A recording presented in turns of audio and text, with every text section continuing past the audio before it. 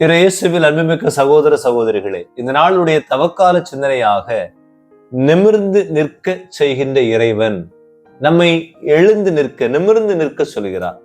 சாதாரண குனிந்து பணிந்து கூனி குறுகி வாழுகின்ற அந்த வாழ்வு அல்ல, மாறாக ஆண்டவர் நம்மை தலை நிமிர்ந்து நிற்க செய்கின்ற ஒரு கடவுளாக இருக்கிறார் என்பதை இந்த நாளில் நாம் எப்படி என்பதை புரிந்து கொள்வோம். திருப்பாடல்கள் 20:8 சொல்கிறது, அவர்கள் தடுமாறி விழுந்தார்கள், நாமோ நிமிர்ந்து உறுதியாய் நிற்கின்றோம் என்று சொல்கிறார். எனவே இஸ்ரேல் மக்கள் நிமிர்ந்து உறுதியாக நின்றார்கள் என்பதை திருப்பாடல் ஆசிரியர் உறுதிப்படுத்துகிறார். முதலாவதாக நிமிர்ந்து நிற்க செய்கின்ற இறைவன்.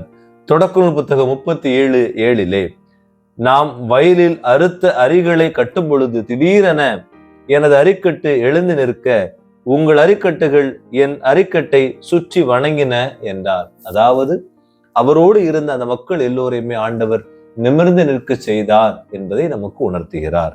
எண்ணிக்கை புத்தகம் 23:24 இதோ ஒரே மக்களினம், அது ஒரு சிங்க பெண் போன்று எழும்புகிறது, ஒரு சிங்கம் போன்று அது தன்னை உயர்த்துகிறது, இரையை விழுங்கி கொலை உண்டதின் இரத்தத்தை குடிக்கு மட்டும் அது படுப்பதில்லை என்று சொல்லப்படுகிறது. அதாவது இந்த இஸ்ரேல் மக்களுக்கு எதிராக எழுந்திருக்கின்ற சூழ்ச்சிகளில் இருந்து ஆண்டவர் எழுந்து நிற்பார், எழுந்தவர் எதிரி படைகளை வென்று இவர்களுக்கு வாழ்வு கொடுப்பார் என்பதை இறைவன் உணர்த்துகிறார் இந்த நாளில்.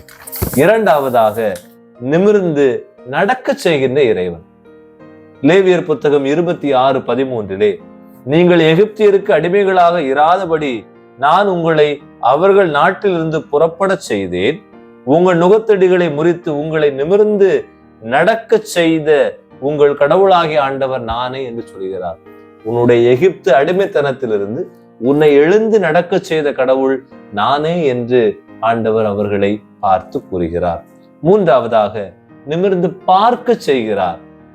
நாம் பார்வையை கூட தலைகுனிந்து இருக்கின்றதில் நிமிர்ந்து பார் என்று இறைவன் சொல்கிறார். லூக்கா நற்செய்தி 11வது இறைவார்த்தையில் 18 ஆண்டுகளாக தீய ஆவி பிடித்து உடலல் குன்றிய பெண் ஒருவர் அங்கு இருந்தார்.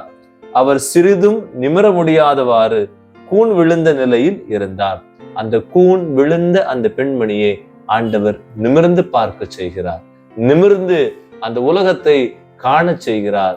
எனவே லூக்கா நற்செய்தி 21:28 இந்த நிகழ தொடங்கும் போதே நீங்கள் தலை நிமிர்ந்து நில்லுங்கள், ஏனெனில் உங்கள் மீட்பு நெருங்கி வந்துவிட்டது என்று இறைவன் அங்கு சொன்னார்.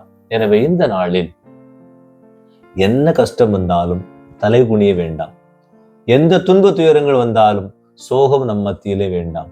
ஆண்டவர் நம்மோடு இருந்து நம்மை வழிநடத்துகிறார், நம்மை தலை நிமிர செய்கிறார், தலை நிமிர்ந்து நடக்க செய்கிறார், தலை நிமிர பார்க்க செய்கிறார், தலை நிமிர்ந்து வழிநடத்த செய்கிறார். எல்லாவற்றிலும் ஆண்டவர் நம் கரம் பிடித்து அவருடைய தோள்களில் வைத்து நம்மை நடத்துகிறார். எனவே அந்த இறைவனிடம், அந்த இறைமகன் நமக்காக பாடுகள் பட்டு துயரங்களை ஏற்ற அந்த இறைவன் நம்மை பார்த்து சொல்கிறார், உன் பாவங்களில் இருந்து நீ எழுந்து நட, உன் சோகங்கள் துயரங்களில் இருந்து நிமிர்ந்து நில், உன்னுடைய தேவையற்ற பலவீனங்களில் இருந்து நீ நிமிர்ந்து நில் என்று நம்மை பார்த்து சொல்கிறார். நாமும் சொல்வோம், ஆண்டவரே எங்களுக்கு தலை நிமிர்ந்து நிற்க, தலை நிமிர்ந்து உம்மை பார்க்க, தலை நிமிர்ந்து உம்மோடு நடக்க ஆசை, ஆனால் முடியவில்லை என்று எண்ணுகின்ற நாம் அந்த இறைவனிடம் இந்த நேரத்தில் வேண்டுவோம். அன்பு ஆண்டவரே, உமது பிள்ளைகளாக நாங்கள் ஒவ்வொருவரும் எங்களை நீர் தலை நிமிரச் செய்து தலை நிமிர்ந்து நடக்க பண்பீர் என்பதற்காக வேண்டுகின்றோம். உமது இரக்க பெருக்கத்தால் உம் உடனிருப்பில் உம் அரவணைப்பில் என்றும் பயணிப்போமாக. ஆமேன்.